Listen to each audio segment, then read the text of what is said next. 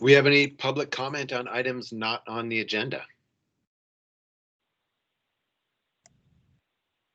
Great. All right. Seeing none, we'll start with Melissa.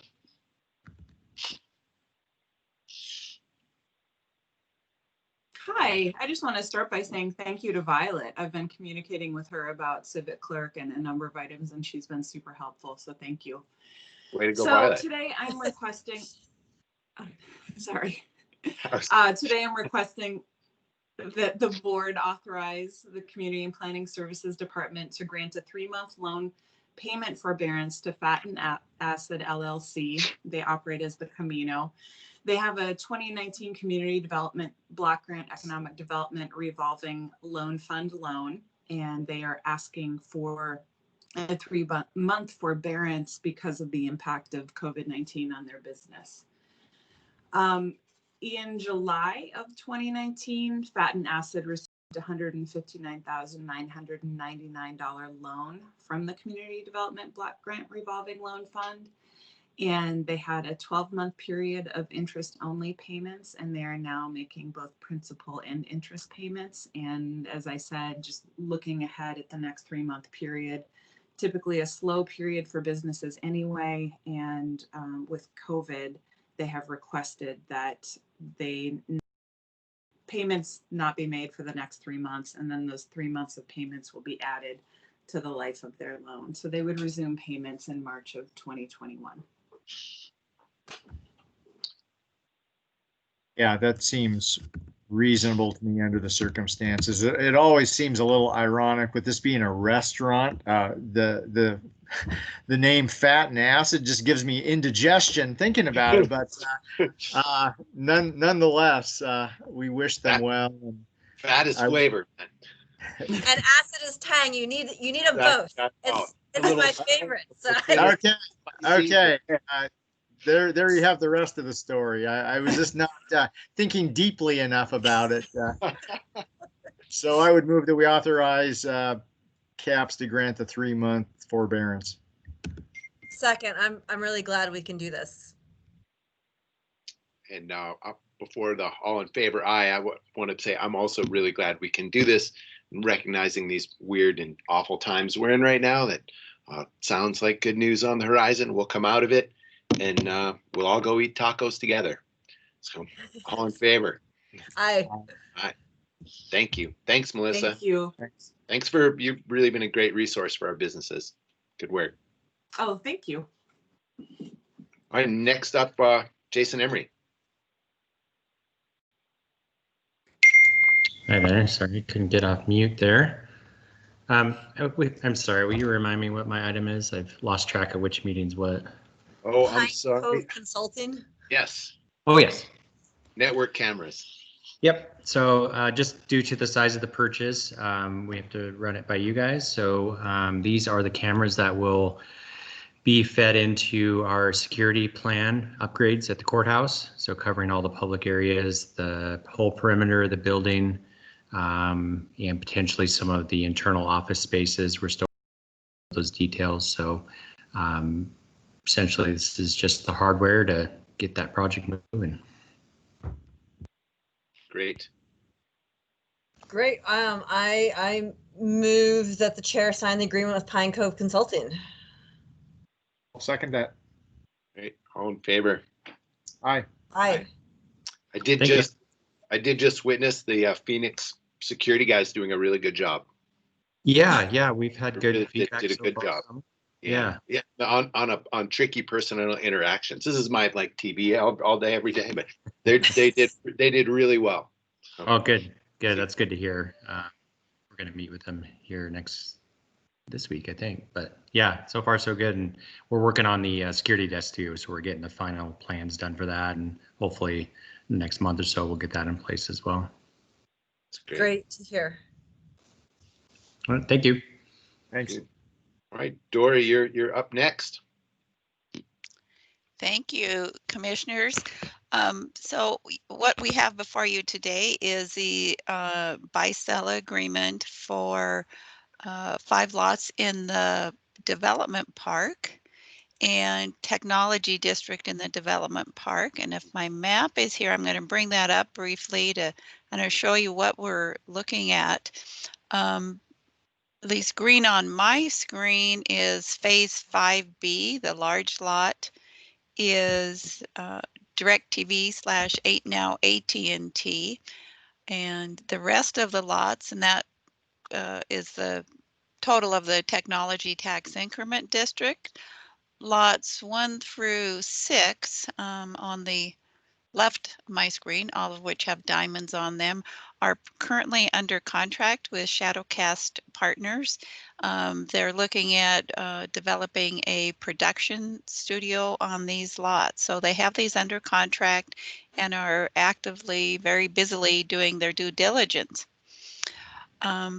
They then determined, and they've been interested in these lots and now have put an offer on the remaining lots in the Technology District, and they are lots 8 through 12. Lot 7, which is just to the south of DirecTV, has a business called 836 Technologies in that lot. So we sold that lot several years ago and has been developed. So purchase the remaining lots.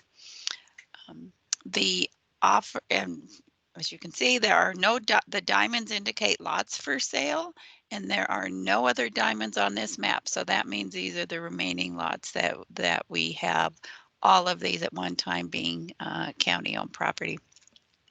So the offer before you is works out to $287 a square feet, a square foot. The total comes to $748,853. This is the price that they have been looking at offering for some time. They come to this by looking at the price that was paid for lot 7, a small lot, of course, and they added increase for the number of years that the 3 years since lot 7 sold, and then took a deduction of approximately 10% for sort of a bulk purchase of the balance of these lots. This is less an offer. They are under contract at $3.30 for the other lots. I would a couple reasons, and I'm not sure we're going to try to get on the call at without too much notice. I think they had some other things, but we'll see. So one, it's a little, they have this one lot that's been developed, which is great. So that impacts some of their development opportunities here. And they've also, in their due diligence as far as what they're looking for this project, realize there are some risks with the Montana Media Tax Credit Act and where that goes in the future. So they are realizing there's maybe a little more risk to the purchase than they were fully aware of when they were looking at the initial properties.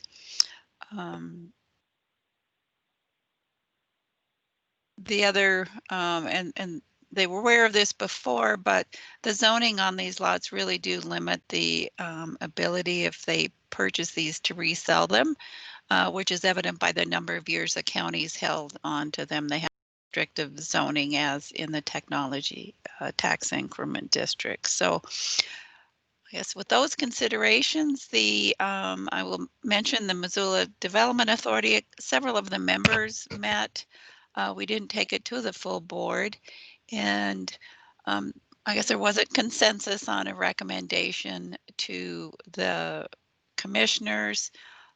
We do have a couple real estate agents on that board, and I think either accepting the offer as is or making a sort of reasonable counteroffer would be what's recommended from a couple of the members. So are there any questions?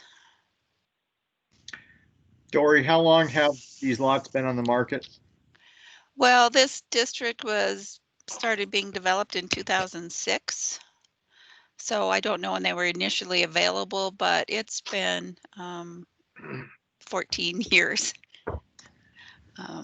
So from that standpoint, there's some validity to the argument that bulking up the lots and providing some level of incentive by way of a discount for a larger purchase rather than just keeping the same price as lot 7 would be advisable. Or at Yeah. least there's merit to that, I think. Right. And the zoning really, I mean, we have a fair amount of interest in the property and calls, but it never meets the zoning, and we've taken it to CAPS and just by the law as to what a technology tax increment district goal is, as far as 50% of the sales out of state or to a company that sells 50% out of state. So it's been limited in potential uses. This use has been approved by CAPS. Well, and I guess also I just add that entity, while certainly getting a fair market price and maximizing the income to Missoula County is a consideration. That's not our only consideration. And to the extent that we're, I think, of the mind that it's a good thing to nurture the film industry in our jurisdiction, this is an opportunity to facilitate that goal. Yeah, Dave, you always say what I'm about to say, man, and maybe even said it better. I don't know. That we certainly need to get a fair price, and this is a development district. The idea is to get it developed and get businesses up and running and hiring people and putting money into the economy. And I think at this price, we can meet both those goals. Yep, you guys said it perfectly, and I don't want to wait around unnecessarily and belabor things. So I believe in them, and I want them to be successful, and that we can help them be successful on property that we've it's been difficult for us to move. I think this is a great opportunity. So yes, I move to approve the agreement to sell and purchase bare land for lots 8 through 12, phase 3C, Missoula Development Park. One thing just jumped into my head. Dory, on the first round of this, we were able to build in a line into the agreement, strongly encouraging them to engage with local contractors and get back to us within a year and let us know how that was going. Can we make sure that that line is also inserted into this buy-sell? We certainly can. I believe it is, but I will confirm that before we send it off. Great, thanks. I'll add what Josh said to the motion, and for the sales price of $748,853. There we go. All in favor. Oh, Dave, were you about to...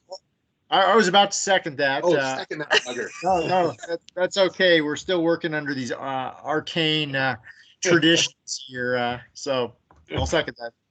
All right, all in favor. Aye. Aye. Thanks for this good work, Dory. Great, thank you. Very excited to work with them and hopefully have a successful project. Absolutely. Yep. Thanks. All right, Jason Hauser on some work at the courthouse. Yes, hi, good morning. This is for Jackson Group Change Order 6, Phase 5, and that consists of the new sign in the Sophie Moise room and the hardware upgrades and the security upgrades for the east and west door is what Change Order 6 is. Great, happy to see things come to completion there. So I would move that we approve Change Order 6. Second. All in favor. Aye. Thanks, Thank you. Jason. Yeah, I guess I got you for the next one too. So, all right. The roof out at the jail. They when they did the roof and they put out the proposal, they had a walking path bid into that, and that existing path that they have there for the guys to work on is super slippery. A handful of my guys have already gone down on it. When it gets wet or icy, it's almost unwalkable. This change order, or this proposals for a secondary walk path that would go over the top of it. It's just under 17,000. It's a pretty robust walk path. I don't know if you can see it, but it would just lay on top of the existing path and allow for traction for the guys. So just to be clear, since we've got the media on the line, what we're contemplating is not a walking path for bikes and pedestrians and the No. general public, This which is how I- we usually talk about bike path or walking paths. this is up I was on the just gonna roof. say- I'm sorry, go ahead. No, go for it, Jason. Describe it, please. I was just gonna say, it's up on the roof and it's it's a working walk path from all of our areas to protect the roof. So we go from one door on the roof to another for all of our mechanical rooms that are located on the top of the building. And so it's solely there for service work. And 3 feet protect the wide roof. is the one we're using? That's the one that, Yep. okay. Yeah, I mean, we can double it to 6, but there's no, I don't think the expenditure is worth it. They can walk, they don't need to walk side by each. They can walk behind each other and work that way. So the 3 feet wide is ample. Great. Way better than having someone fall off the roof. Yeah, we've had a few guys slip already and it's very slippery. So the existing one. So yeah, this will be great. I motion to approve the change order for the detention facility roof walking path. Second. All right, all in favor? Aye. All right, thanks. Thank you guys for your time. Thank you. Thank you. Thanks, Jason.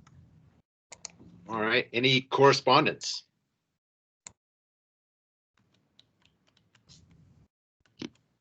Okay. So the Josh, net- Yeah, I'm going to actually ask you to flip the 2 discussion items because Sure. I believe you may end up having to close for item 1. So if we have COVID updates, I'll ask you to do that first. all right. Any COVID updates out there? Commissioners, I'm here on the meeting if you had any specific questions, I think, but I don't have a specific update as of today. Great. Vaccines are coming. Yeah, so we heard from the governor yesterday that Montana is set to receive an allocation of vaccine just shy of 10,000 doses, I believe, in this first round. And we're still a little unclear as to how those will be distributed, but we, Does that obviously mean 5,000 people then? Or does 10,000 mean the 2 doses or the 1? still trying to figure all that out. okay. But yeah, and then there'll be a second round coming in several weeks beyond that. But yeah, don't have a whole lot of intel on that. What we do know is that frontline healthcare providers working in those highest risk settings will probably be the first allottees for that. And it's the doses are complete. You don't have to cut the number in half to get to the number of vaccines. That's what I thought. I just didn't want to. If you know that, that's great, because I think that was discussed. I just missed that portion of the. Yeah, that question came up at the press conference, and he clarified. So I happen to know that. Thank you. Sure, you guys saw we hit grim milestones and set records yesterday nationally for deaths and hospitalizations. So these can't be coming any sooner. Yeah. So just by way of along those lines, we did have an EMS council meeting yesterday with all of the medical directors, the 2 hospitals, as well as a lot of our ambulance and field providers to talk about if there's any need for changes to transport protocol as we look at hospitals that may reach capacity and what that will look like. We're still refining those in consultation with those medical directors and following the state plan for some of their crisis response. So more to come on that, but we are working in that direction just so that we're leaning forward and not having to make it up as we're facing the crisis. Thanks. Well, good to know. Thanks. Well, Chris, let's jump back to number 1. Great. So I'll have Erica, I think, or Brian, I think, is on to start that. So I think Brian may be having some audio issues, so you're going to get me. This item is to discuss appointing counsel for a recently filed complaint of discrimination with the Montana Human Rights Bureau. So the case number for that is 02100073.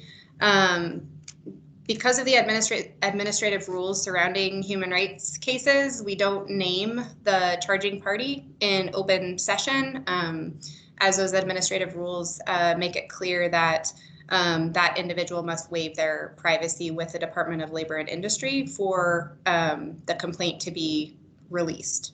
So with that in mind, we do obviously need to have a discussion about what the charges are for the commission to make a decision in terms of appointing counsel. So I would recommend both on grounds of litigation strategy as well as pursuant to the Human Rights Bureau administrative rules regarding the individual's privacy, that the remainder of the discussion be closed.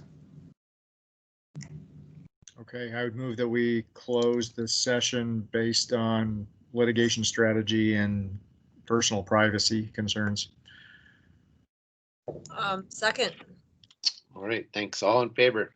Aye. Aye. So with that, commissioners, I'll have you hold for just a second. Kayla, I'll ask you to stop the recording so that we don't have this as part of the recorded piece, so it doesn't accidentally get moved to the public.